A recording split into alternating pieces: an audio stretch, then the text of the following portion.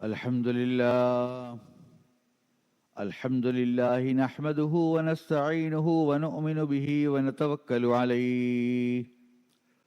ونعوذ بالله من شرور أنفسنا ومن سيئات أعمالنا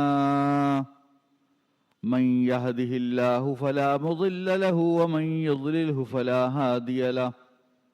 وأشهد أن لا إله إلا الله وحده لا شريك له وأشهد أن سيدنا وسندنا ونبينا ومولانا محمدا عبده ورسوله صلى الله تعالى عليه وعلى آله وصحبه وبارك وسلم تسليما كثيرا. أما بعد فأعوذ بالله من الشيطان الرجيم. بسم الله الرحمن الرحيم. قل إن كنتم تحبون الله فاتبعوني يحببكم الله. آمنت بالله صدق الله مولانا العظيم وصدق رسوله النبي الكريم ونحن على ذلك من الشاهدين والشاكرين والحمد لله رب العالمين.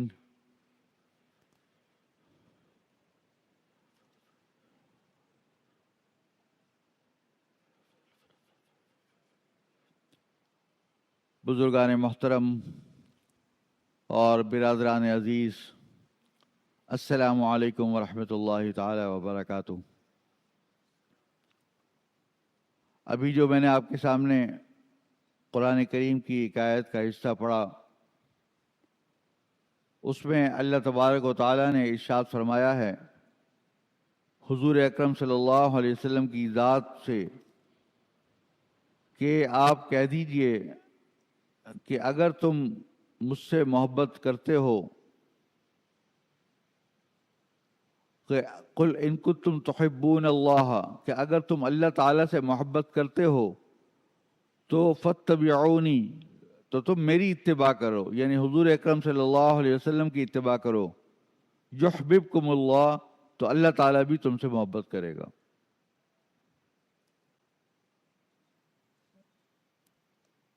یعنی اس آیت کے اندر یہ بات بتائی گئی کہ اگر تم اللہ تبارک و تعالیٰ سے محبت کرتے ہو تو اور یہ چاہتے ہو کہ اللہ تعالیٰ بھی تم سے محبت کریں، تو اس کا واحد نسخہ اور واحد طریقہ یہ ہے کہ تم حضور اکرم صلی اللہ علیہ وسلم کی اتباع کرو. سب سے پہلے تو یہ بات جانیے کہ دیکھیے، اللہ تبارک و تعالیٰ اور رسول اکرم صلی اللہ علیہ وسلم سے محبت کرنا یا محبت کا ہونا، یہ ہمارے ایمان کا اہم ترین حصہ ہے. اگر کوئی اللہ تبارک و تعالیٰ اور رسول اللہ صلی اللہ علیہ وسلم سے اتنی محبت نہ کرے جتنی کہ اپنے گھر والوں سے یا اپنی ذات سے یا اپنے اہل و عیال سے یا رشتہ داروں سے یا اور کسی دوست احباب سے محبت کرتا ہے، تو العیاذ باللہ اس کا ایمان کامل نہیں ہے. اس کا ایمان کامل نہیں ہے. ہمارے لیے سب سے زیادہ جو محبت کی ذات ہے وہ اللہ تعالیٰ کی ہے، اور وہ اس کی وجہ یہ ہے کہ ہم ذرا غور کریں کہ ہم جو یہاں زندگی گزر بسر کر رہے ہیں اس دنیا میں، کتنی ہزاروں لاکھوں کروڑوں نعمتیں ہر وقت ہر آن ہمارے اوپر اللہ تعالیٰ کی طرف سے عطا کردہ ہیں. ہم ان کو شمار بھی نہیں کر سکتے. ہمارے ہر سانس میں، ہر لمحے، ہر آن بے شمار نعمتیں ہیں. آپ دیکھیے کہ انسان کا جو وجود ہے، انسان کا جو مرنا ہے وہ حیرت کی بات نہیں ہے، انسان کا زندہ رہنا حیرت کی بات ہے۔ میں نے اپنے والد ماجد سے یہ بات سنی، حضرت مولانا مفتی محمد تقی عثمانی صاحب مدد العلوم سے، کہ وہ فرماتے ہیں کہ انسان کا مرنا حیرت کی بات نہیں ہے، انسان کا جینا حیرت کی بات ہے۔ کیونکہ اللہ تبارک و تعالیٰ نے جو ہمارے جسم میں جو مشینری لگا رکھی ہے، وہ مشینری کوئی انسان بنانا چاہے تو بنا نہیں سکتا۔ آپ دیکھیے کہ ہمارے جو اعضاء ہیں، ہر عضو، چاہے جو اعضاء رئیسہ ہیں، دل ہے، گردہ ہے، اور جتنے بھی اعضاء رئیسہ ہیں، یہ ساری چیزیں اللہ تبارک و تعالیٰ کے حکم سے کام کر رہی ہیں۔ ایک لمحے کے اندر ہمارا سانس آتا ہے اور جاتا ہے، اور دل جب پمپ کرتا ہے خون کو تو جسم کے ایک ایک حصے تک جاتا ہے اور واپس آتا ہے۔ اور میں نے یہ بھی سنا ہے کہ انسان کے دلوں میں انسان کے جسم میں اتنی رگیں ہیں کہ اگر ان کو پھیلایا جائے سیدھا سیدھا کر کے تو پوری دنیا کے 3 چکر لگا دیں، لیکن ہر لمحہ خون پمپ کرتا ہے اور پھینکتا ہے، نیا خون پھینکتا ہے، اور جو فلٹر کرتا ہے، اور فاسد مادہ، فاسد خون جو ہے وہ اس کو نکال دیتا ہے، اس کو جو ہے وہ کسی بھی شکل میں، پیشاب کی شکل میں، پخانے کی شکل میں انسان کو باہر کر دیا جاتا ہے۔ تو اللہ تعالیٰ نے یہ جو ہمارے لیے ہماری اپنی ذات ہے، وفی انفسکم افلا تبصرون، قرآن کریم میں فرمایا، کیا تم اپنی ذات کے اندر غور نہیں کرتے کہ ہم نے تمہیں کیسا بنایا ہے؟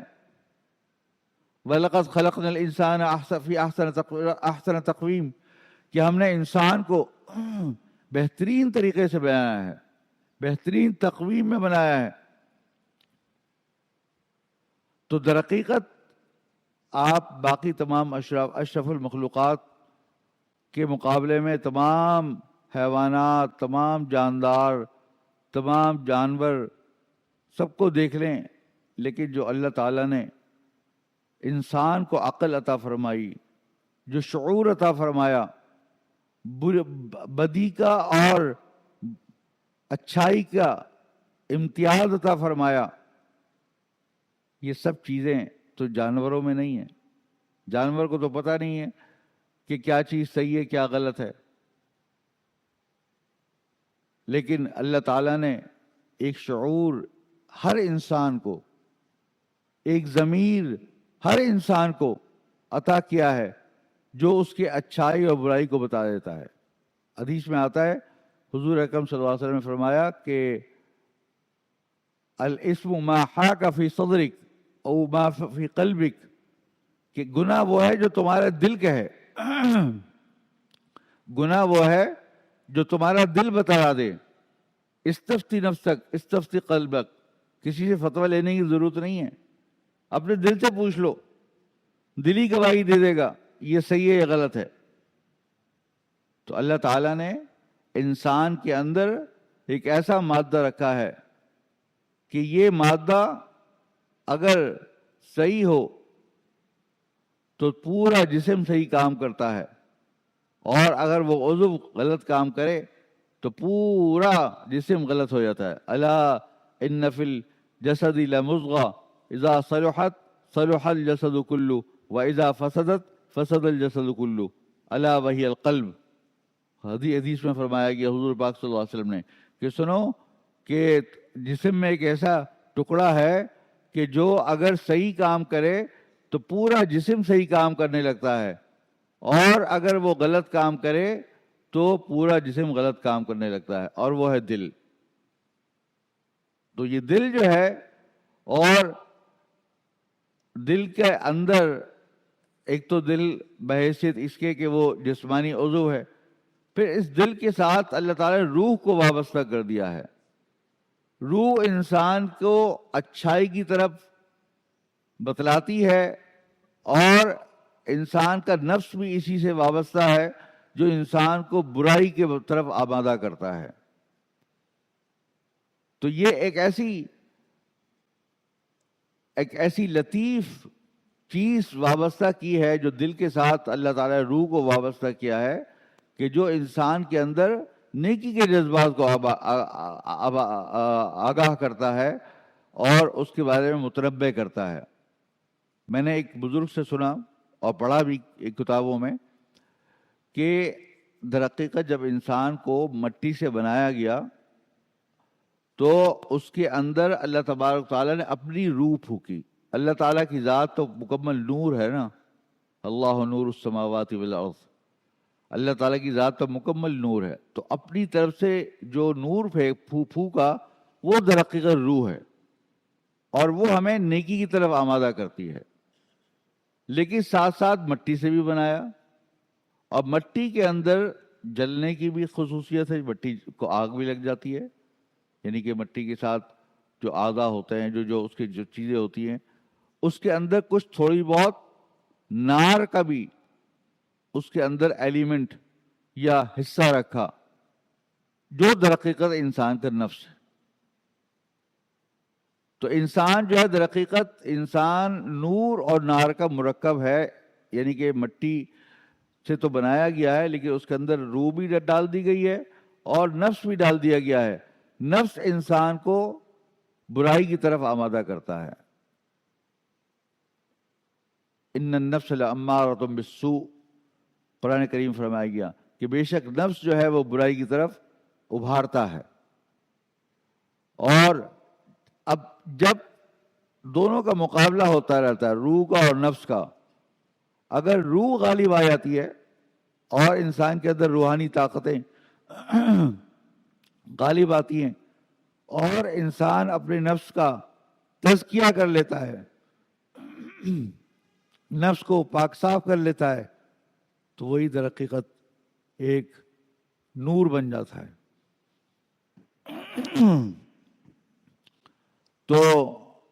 بات دراصل یہ ہے کہ اللہ تعالیٰ نے انسان کے اوپر اتنے انعامات فرمائے ہیں۔ ہم دیکھیں کہ اللہ تعالیٰ نے ہمارے لیے آسمان و زمین کو مسخر کر دیا، سورج کو، رات کو ہمارے لیے آرام کے لیے بنایا، دن کو ہمارے لیے معاش کا ذریعہ بنایا، پھر دنیا کی تمام مخلوقات کو ہمارے تابع کر دیا کہ ہم اپنے عقل کی روح سے، اب دیکھیں ہاتھی اتنا بڑا جانور ہے، اس کو ایک انسان سدھا لیتا ہے اور اس کو جو حکم دیتا ہے وہ کرتا ہے، اس سے کہیں زیادہ طاقتور انسان سے زیادہ، اگر چاہے تو وہ اس کو پوری گاڑی کو الٹ کے پھینک دے، لیکن اللہ تعالیٰ نے اس کو ایسا انسان کے تابع کر دیا کہ وہ اس کو سدھار لیتا ہے۔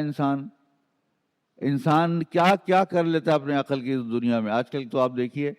دنیا میں کیا کیا چیزیں ایجاد کر ڈالی انسان نے، یہ سب کیا ہے؟ کیا جانوروں نے ایجاد کی کوئی چیز؟ انسان نے کی۔ کیوں؟ اس لیے کہ اللہ تعالیٰ نے انسان کو ایک شعور عطا فرمایا، ایک عقل عطا فرمائی۔ پھر آپ دیکھیے کہ جو ہم لوگ روٹی کھاتے ہیں، کوئی بھی ایک روٹی ہم لوگ کھاتے ہیں، ہمارے ہاتھ میں جب روٹی پہنچتی ہے تو یہ کتنے ذریعوں سے ہمارے پاس آتی ہے۔ پہلے جو کسان ہیں وہ بیج ڈالتے ہیں زمین میں، کھدائی کر کے بیج ڈالتے ہیں، اور اس کے بعد اس کو بونے کے بعد اس کے اندر پانی ڈالتے رہتے ہیں یہاں تک کہ وہ ایک چھوٹی سی کوپل کی شکل میں نکلتا ہے زمین سے۔ اس کے بعد پھر وہ ایک پودا بنتا ہے، پودے سے درخت بنتا ہے، پودا بن جاتا ہے، اور پھر وہاں سے اس کے بعد جب اس کے اندر پھل آتا ہے تو پھر اب وہ آہستہ آہستہ پکتا ہے۔ پکنے کے بعد جب وہ اس کی کٹائی ہوتی ہے تو ایک باقاعدہ اس کے لیے ایک عمل ہے، وہ پورا کٹائی کی جاتی ہے، پھر اس کی صفائی کی جاتی ہے، پھر اس میں سے دانوں کو الگ کیا جاتا ہے اور اس کے بعد اس کو پیسا جاتا ہے، پیس کر منڈیوں میں پہنچایا جاتا ہے اور منڈیوں سے وہ مختلف دکانوں میں آتا ہے اور وہ پس کر آٹے کی شکل میں، اور پھر وہ آٹا ہمارے گھر میں آتا ہے اور گھر کے اندر پھر اس سے روٹی پکتی ہے اور پھر ہم کھاتے ہیں۔ اس طرح کی کتنی چیزیں ہیں جو ہمارے پاس کس کس طریقے سے اللہ تعالیٰ رزق ہمیں پہنچا رہے ہیں۔ ہم لوگ جو مزے سے آم کھاتے ہیں، پھل کھاتے ہیں، ہم وہ ساری کی ساری یہی چیزیں ہیں، اسی طریقے سے ہیں کہ کہاں پہ اگتی ہیں، کس ملک میں اگتی ہیں، کس طریقے سے یہاں پر آتی ہیں، اور ہمارے لیے اللہ تعالیٰ نے بندوبست کیا ہوا ہے۔ اب دیکھیں، آپ جنگل میں جائیں تو جانور تو اپنے وہیں سے جا کے اپنا توڑتے ہیں اور توڑ کے جو ہے بس جو بھی جانور جو کھانا ہوا وہ کھا لیا، لیکن اللہ تعالیٰ نے ہمارے گھر میں ہماری روزی کو، ہمارے رزق کو پہنچانے کا کس طریقے سے پورا سپلائی چین کا انتظام کر دیا، کس طریقے سے چیزیں ہمیں مہیا کی جا رہی ہیں۔ تو پھر ہمارے لیے جو ہم کھاتے ہیں اس میں سے جو چیز ہم کھاتے ہیں، ہم تو الغم شلغم ہر چیز کھا لیتے ہیں، ہم تو دیکھتے بھی نہیں کہ کیا چیز مفید ہے کیا مضر ہے، لیکن اللہ تعالیٰ نے جو انسان کا جو معدہ،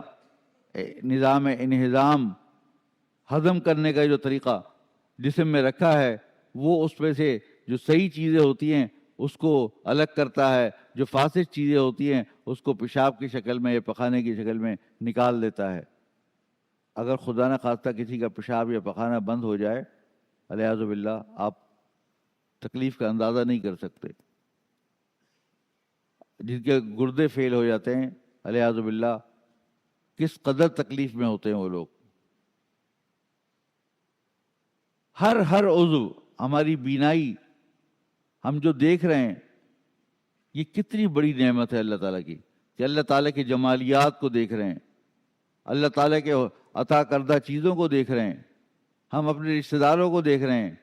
ان سے ہم اپنے والدین کو دیکھ کر ان کی آنکھوں کی ٹھنڈک کا ذریعہ بن رہے ہیں، ہم اپنی اولاد کو دیکھ رہے ہیں، وہ ہمارے لیے آنکھوں کی ٹھنڈک کا ذریعہ بن رہے ہیں۔ اللہ اکبر، کتنی نعمتیں ہیں اللہ تعالیٰ کی۔ یعنی اگر ہم ایک ایک نعمت کو غور کرتے چلے جائیں، آسمان و زمین کی کتنی نعمتیں ہیں اللہ تعالیٰ نے ہمارے اوپر بھیجی ہیں۔ اب ہمارے پاس مختلف موسم آتے ہیں، ہمارے لیے اگر ایک ہی موسم ہوتا تو تکلیف ہوتی، سردی بھی آتی ہے، گرمی بھی آتی ہے، برسات بھی آتی ہے، خزاں بھی آتی ہے، سارے موسم آتے ہیں تاکہ ہم ہر موسم سے لطف اندوز ہوں۔ اور دنیا میں اللہ تعالیٰ نے انسان کو فرمایا کہ آپ قل سیروا فی الارض، زمین میں چکر لگاؤ، چکر لگاتے ہیں، دیکھتے ہیں کہ کیسی کیسی خوبصورت جگہیں اللہ تعالیٰ نے بنائی ہیں۔ میں نے اپنے والد ماجد حضرت مولانا مفتی محمد تقی عثمانی صاحب مدد ظلہم سے ایک بات سنی، واقعی وہ بڑی عجیب بات ہے کہ آپ دنیا میں کسی بھی جگہ چلے جائیں، مشرق و مغرب ہو یا شمال و جنوب ہو، آپ کو بہترین بہترین مناظر نظر آئیں گے،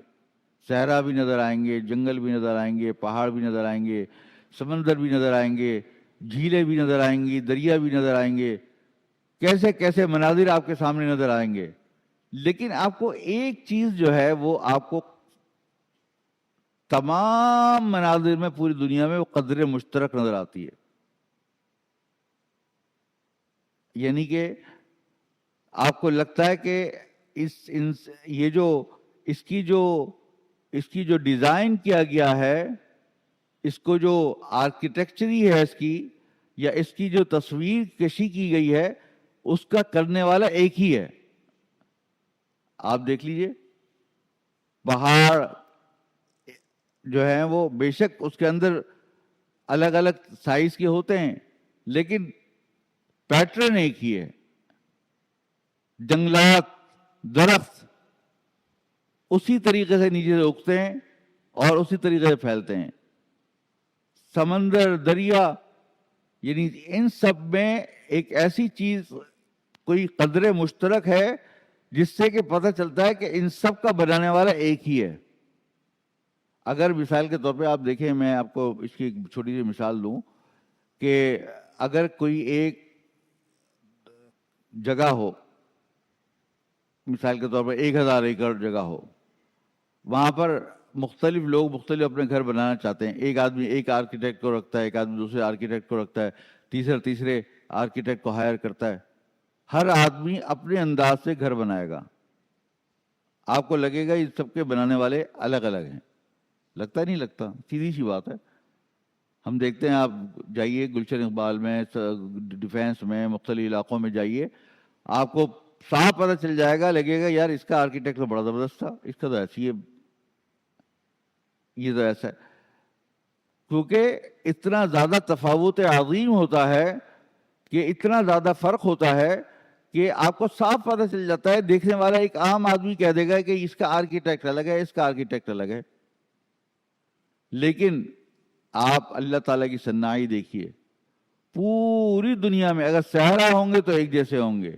جنگل ہوں گے تو ایک جیسے ہوں گے، دریا ہوں گے تو ایک جیسے ہوں گے، سمندر ہوں گے تو ایک جیسے ہوں گے، ان کے پیٹرن میں کوئی تبدیلی نہیں ہوتی. تو اس سے کیا پتہ چلتا ہے کہ اللہ تعالیٰ نے ہمیں یہ چیزیں ہمارے حساب سے اس کو مسخر کر کے ہمارے لیے بنا دیا. تو سب سے پہلی بات تو یہ ہے کہ ہمارے لیے، ہمارے ایمان کے لیے سب سے زیادہ جو محبوب ترین شخصیت ہونی چاہیے، اور ہمارے اندر اپنے دل میں جس کو ہمیں محبت کو پیدا کرنا چاہیے، وہ اللہ تعالیٰ کی ذات ہے. جب تک ہم اللہ تعالیٰ سے اپنی جان سے بھی زیادہ محبت نہیں کریں گے، ہمارا ایمان کامل نہیں ہوگا. اور دوسرے نمبر پر حضور اکرم صلی اللہ علیہ وسلم سے، حضور اکرم صلی اللہ علیہ وسلم سے بھی جب تک ہمارا تعلق، ہماری محبت اپنی جان سے زیادہ، اپنے رشتہ داروں سے زیادہ، اپنے تمام احبہ کرام اور تمام اقربا سے زیادہ نہیں ہوگی، اس وقت تک ہمارا ایمان کامل نہیں ہوگا. حضور صلی اللہ علیہ وسلم نے فرمایا کہ تم اس وقت تک ایمان کی لذت نہیں پا سکتے، ایمان کی مٹھاس نہیں پا سکتے، جب تک کہ تمہاری محبت اللہ اور رسول سے سب سے زیادہ نہ ہو جائے. جب انسان کے اندر اللہ تعالیٰ کی محبت جاگزی ہو جاتی ہے تو پھر انسان کو کسی دوسری چیز کی فکر نہیں ہوتی، بس دل دماغ ہر وقت اللہ تعالیٰ کی رضا کے لیے تڑپتا رہتا ہے اور دعا کرتا ہے کہ اللہم انی اسألک حبک وحب من یحبک. اے اللہ مجھے آپ اپنی محبت عطا فرما دیجئے، اے اللہ آپ مجھے اپنی محبت عطا فرما دیجئے. اللہم انی اسألک رضاک والجنہ ونعوذ بک من سخطک والنار. یا اللہ مجھے آپ کی رضامندی چاہیے اور ہمیں آپ کی ناراضگی نہیں چاہیے. ہمیں آپ اپنی رضامندی اور جنت عطا فرما دیجئے اور اپنی ناراضگی سے بچا لیجئے. اللہ تعالیٰ سے استغفار کرتا رہتا ہے، کیونکہ جب انسان یہ غور کرتا ہے کہ اللہ تعالیٰ نے تو ہمارے پر اتنے انعامات فرمائے، لیکن ہم جو ہے تو اس کے مقابلے میں کچھ بھی نہیں کر رہے. جتنی عبادت کرنی چاہیے عبادت نہیں کر رہے. ہمیں تو ہر لمحے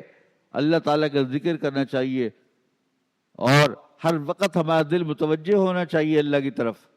لیکن ہم تو وہ نہیں کر رہے. تو انسان کو استغفار کرنا چاہیے، زیادہ سے زیادہ استغفار کرے کہ یا اللہ پروردگار، جتنی آپ کی محبت اور آپ کی شفقت ہے، آپ نے ہمارے اوپر رحم فرمایا ہے، اتنی ہم نہیں کر پا رہے،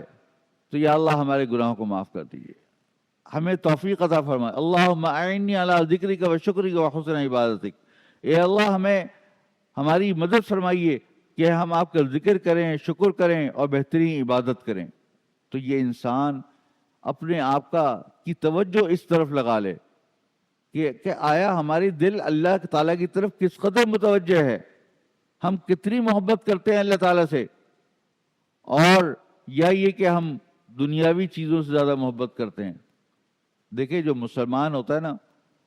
مسلمان اگر تجارت بھی کرتا ہے، کسب معاش بھی کرتا ہے، سب کچھ کرتا ہے، لیکن وہ سب کچھ اللہ کی رضا کے لیے ہی کرتا ہے. لیکن جو ایک مادہ پرست کافر ہوتا ہے، اس کے لیے تو دنیا ہی سب کچھ ہے. وہ دنیا سے محبت کرتا ہے، وہ دنیا کو اپنے لیے سب سے اہم ترین چیز سمجھتا ہے. اس کا صبح شام رات اس کا دل و دماغ دنیا میں پڑا ہوا ہے. لیکن جب مسلمان صحیح معنوں میں تاجر ہوگا، وہ اس کے نزدیک اصل چیز اللہ تعالیٰ کی رضا ہوگی، اور جو کام بھی وہ کرے گا وہ اس طریقے سے کرے گا جو اللہ تعالیٰ نے بتلائے ہیں. اور پھر انسان جو ہے وہ یہاں تک کہ وہ روزی کمانا بھی اس کے لیے وہ عبادت بن جائے گی. تو یہاں پر جو ایک بات کہی گئی اس آیت کے اندر کہ اللہ تعالیٰ فرمایا کہ دیکھو اگر تم اللہ تعالیٰ سے محبت کرتے ہو تو میری اتباع کرو، یعنی حضور اکرم صلی اللہ علیہ وسلم کی اتباع کرو تو اللہ تعالیٰ تم سے محبت کریں گے. تو در حقیقت حضور اکرم صلی اللہ علیہ وسلم کی اتباع ہی کے اندر اللہ تعالیٰ کی محبت پنہا ہے. اور حضور اکرم صلی اللہ علیہ وسلم کی ذات اللہ تعالیٰ نے جو ہمارے لیے بھیجی، اللہ اکبر، سبحان اللہ، وما ارسلناک الا رحمۃ للعالمین، کہ آپ کو اللہ تعالیٰ فرماتے ہیں کہ ہم نے رحمت للعالمین بنا کے بھیجا، تمام جہانوں کی رحمت بنا کے بھیجا. آپ سوچئے ایک ایسا شخص جس نے کسی اسکول میں نہیں پڑھا، مدرسے میں نہیں پڑھا، کسی یونیورسٹی میں نہیں پڑھا، کسی کالج میں نہیں پڑھا، جس کو لکھنا نہیں آتا ہو، جسے پڑھنا نہیں آتا ہو، لیکن اس نے پوری دنیا کی زندگی کے ایسے ایسے اصول بتلا دیے، ایسے ایسے اصول بتلا دیے کہ جو آج بھی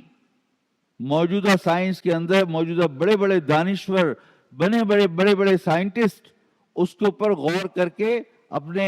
ریگولیشن یا اپنے اصول وضع کر رہے ہیں، لیکن وہ پھر بھی وہ چیز نہیں پا پاتے جو حضور پاک صلی اللہ علیہ وسلم نے اس وقت بتلا دی.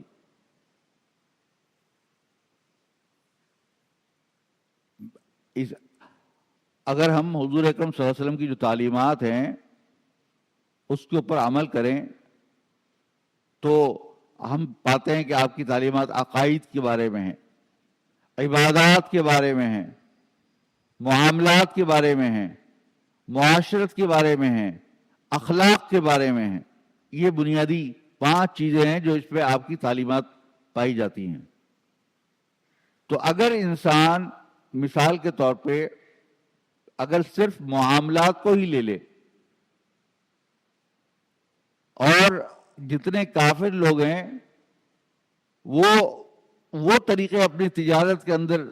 لاگو کر دیں جو معاملات کے اندر اور تجارت کے اندر حضور اکرم صلی اللہ علیہ وسلم نے بتلائے ہوئے ہیں، ان کی اکانومی اوپر آ جائے گی، ان کی پوری اکانومی اوپر آ جائے گی. اور جو ایک تفاوت ہے، ایک فرق ہے کہ چند مالدار لوگ بہت مالدار ہیں اور وہ سارے جو ماسز ہیں، سارے لوگ ہیں، ان کی دولت ایک طرف اور وہ 2-3 لوگ 3-4 لوگ ایک طرف. تو یہ جو تفاوت ہے جو کہ کیپٹلزم کا ایک حصہ ہے، یہ سارا کا سارا ختم ہو جائے گا اگر صحیح معنوں میں اسلام کی تعلیمات جو معاملات سے متعلق ہے وہی اختیار کر لی جائیں. حضور صلی اللہ علیہ وسلم نے ایسی ایسی چیزیں بتلا دی جو آج جس کو لوگ اپنا رہے ہیں. میں مثال کے طور پر آپ کو بتاؤں کہ جیسے یونائٹڈ نیشن میں، اقوام متحدہ کے اندر ایک چیز کہلاتی ہے SDGs، sustainable development goals. 18 goals ہیں. وہ کہتے ہیں یہ 18 گول ہیں ہمارے پوری دنیا کے اندر، یہ 18 گول آپ نے اچیو کرنے ہیں. اس کے اندر جو ہے وہ سسٹینیبلٹی اور بقا اور غربت کو دور کرنا اور گرین اکانومی اور بہت ساری چیزیں اس طرح کی ہیں. اگر آپ دیکھیں یہ ساری چیزیں 18 کیا، حضور پاک صلی اللہ علیہ وسلم اس سے کئی زیادہ چیزیں پہلے ہی بتا چکے ہیں. یہ سب چیزیں اپنی تعلیمات میں حضور پہلے بتا چکے ہیں کہ اگر تم یہ کام کرو گے، اگر تم ربا کو اختیار کرو گے تو فساد مچے گا زمین میں، اگر میسر یا سٹے بازی اور جوئے کو اختیار کرو گے تو فساد مچے گا. آج کل دیکھیں آپ یہ کرپٹو وغیرہ کے اندر جو لوگ انویسٹ کر رہے ہیں اور اس میں سٹہ بازی کر رہے ہیں، کیا ہو رہا ہے؟ قتل و غارت گری ہو رہی ہے، لوگ ایک دوسرے کو قتل کر رہے ہیں، ایک دوسرے کو مار رہے ہیں، اس لیے کہ سٹے بازی سے ایک غلط طریقے سے دولت کما لی اور حرص و حوث کے ذریعے سے، اور پھر اس کے اندر ایسے لوگوں سے تعلق ہو گیا جو کہ اسی قسم کے لوگ ہیں، تو پھر آپس میں اس کے ذریعے سے تباہ و بربادی آ رہی ہے. اسی طریقے سے بہت ساری چیزیں ایسی ہیں جس کو غرر کہتے ہیں اسلام میں، کہ ایسے انسرٹن قسم کی کاروبار کرنا جو بہت مبہم ہو، جس میں آپس میں لڑائی جھگڑا ہو جاتا ہو، ٹرانسپیرنسی نہ ہو، وہ سب چیزیں اسلام میں حرام قرار دی گئیں. اب یہ چیزیں حضور صلی اللہ علیہ وسلم نے کب بتلا دی تھی، اور آج پروڈینشل ریگولیشن لوگ بنا رہے ہیں کہ دیکھیے ٹرانسپیرنسی کے لیے یہ طریقہ آپ اپنائیے، پھر وہ بھی بدلتے رہتے ہیں. جیسے دوا ہوتی ہے نا، کہ کسی زمانے میں جو ہے وہ کہتے تھے کہ بھئی ابھی آج کل پیناڈول آ گئی، کسی زمانے نوول جین کھایا کرتے تھے اس سے پہلے،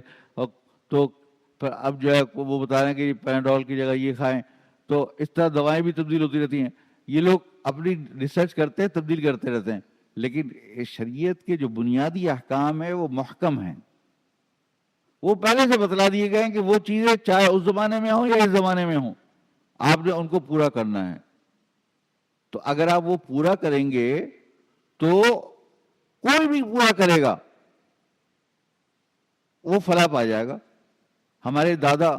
حضرت مولانا مفتی محمد شفیع صاحب رحمہ اللہ فرمایا کرتے تھے کہ تم جو دیکھتے ہو نا کہ مغرب اوپر جا رہا ہے اور مسلمان زوال کا شکار ہیں، تو حالانکہ اللہ تعالیٰ نے فرمایا کہ جاء الحق وزهق الباطل ان الباطل کان زہوقا، کہ حق آ گیا اور باطل مٹ گیا، اور باطل کو تو مٹ جانا ہے، تو پھر یہ باطل طاقتیں کیوں اوپر جا رہی ہیں؟ تو فرمایا کہ در حقیقت جو حق والے لوگ تھے انہوں نے باطل کو اپنا لیا،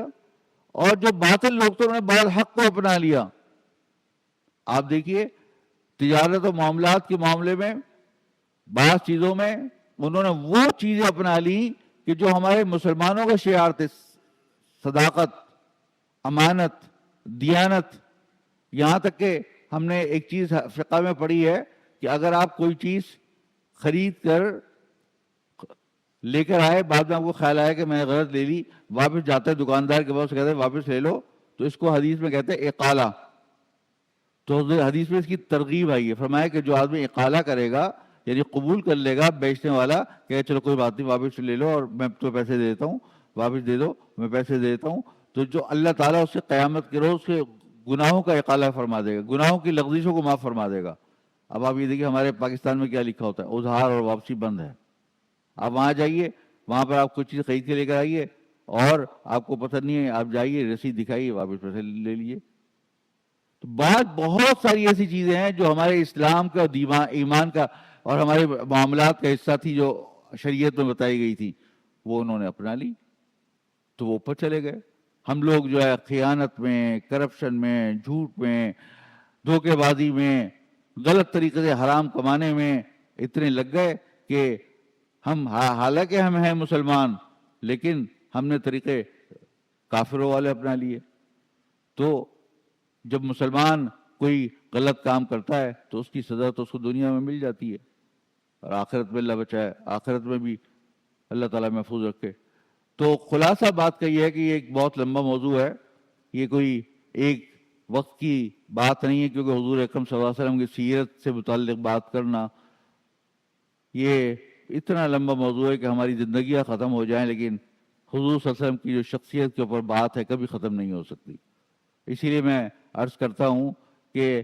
ہمیں جو ہے نا یہ نہیں کہ ربیع الاول کا مہینہ آیا تو بس ہم نے اپنی ایک دو تقریریں کی اور تقریر کر کے فارغ ہو گئے اور حضور صلی اللہ علیہ وسلم کا ذکر کیا تو فارغ ہو گئے. یہ تو ہمیں اپنی ذات کے اندر ہر روز ہمیں حضور صلی اللہ علیہ وسلم کی سیرت کا مطالعہ اور آپ کے احادیث کا مطالعہ ہمارے لیے لازمی ہے. دیکھیے میں آخری بات کہہ کے ختم کرتا ہوں، دیر ہو گئی، وہ یہ کہ حضور اکرم صلی اللہ علیہ وسلم نے فرمایا کہ ایک زمانہ ایسا آ جائے گا کہ 70 سے زیادہ فرقے ہو جائیں گے،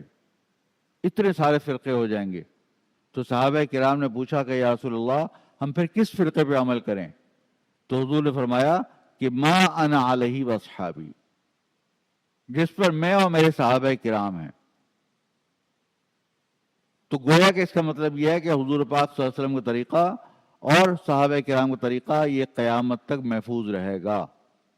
اور ہم اس کے اوپر اگر عمل کریں گے تو سارے فرقے ایک طرف، اس کے اوپر عمل کر لیا تو نجات پا جائیں گے۔